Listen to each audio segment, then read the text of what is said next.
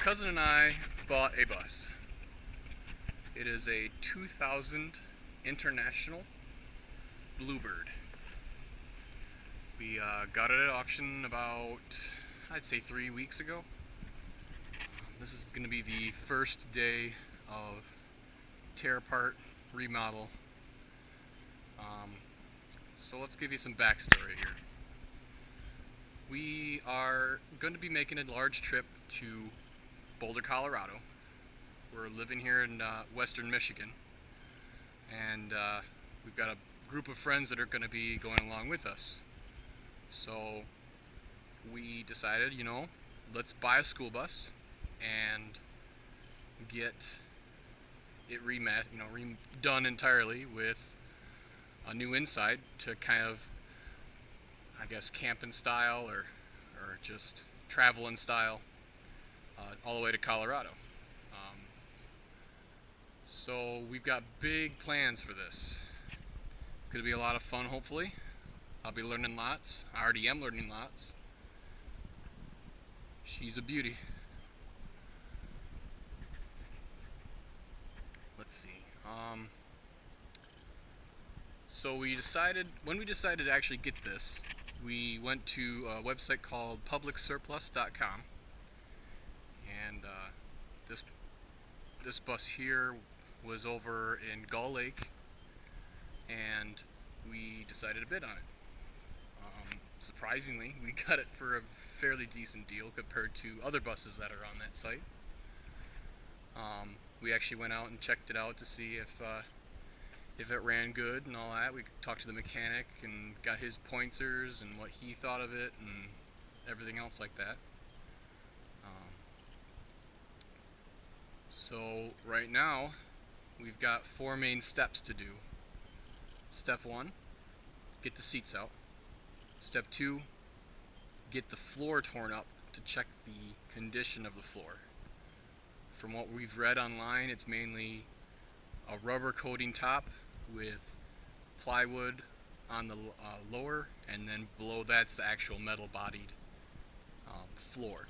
So when we get to that point, we can assess and figure out if it's going to be all right. Maybe even do like a layer of rust converter if need be, and replace it all back once we're all done with it.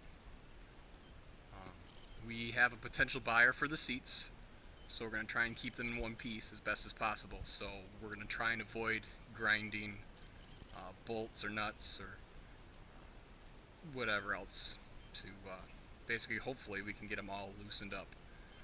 They were supposedly newly upholstered, so that might be a good indicator that they've already done a lot of work of breaking open those nut bolt combos without having to deal with all the rust issues that usually come with seats removal and stuff like that.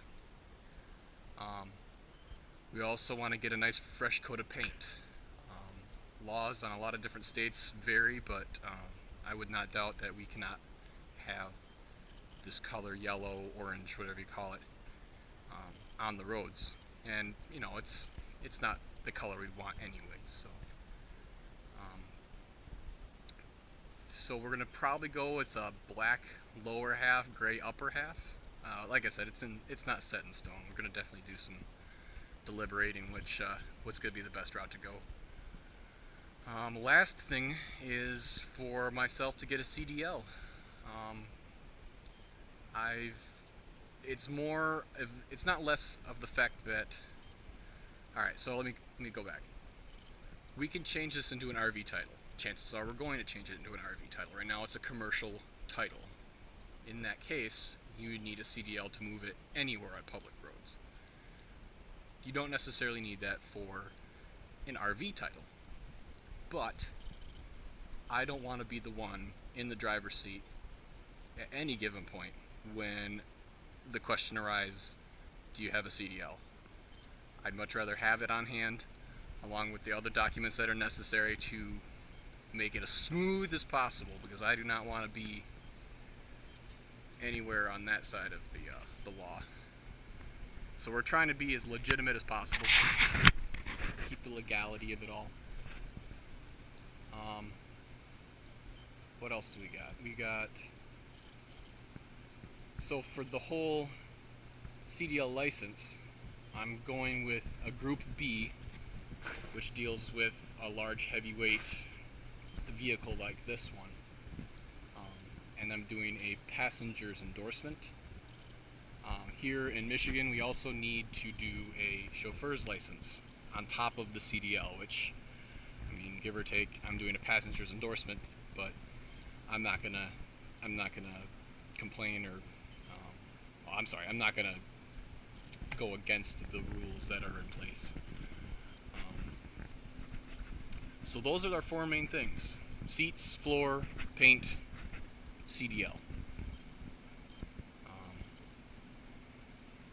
And so this is going to be the start of it. I've got a lovely boss at my awesome work here that has allowed us to use this wonderful heated garage for the weekend to do as much as possible. We have a temporary location as well outside of here to store it, but we also have a more permanent residence elsewhere in Lansing somewhere that will be its more permanent home when the time arises, after a lot of the changes have been made. So in the meantime, I'm going to start working on the seats, and I have my cousins and a few other friends that'll be arriving and joining in with doing as much work as possible to this beast. It is President's Day, or it'll be President's Day weekend, I'm sorry, and so we've got a large weekend ahead of us to get as much done as possible. Right now it is frigid cold outside, so we are going to get as much as possible done and out of here, because yeah, do not want to do that in the middle of winter out in the snow.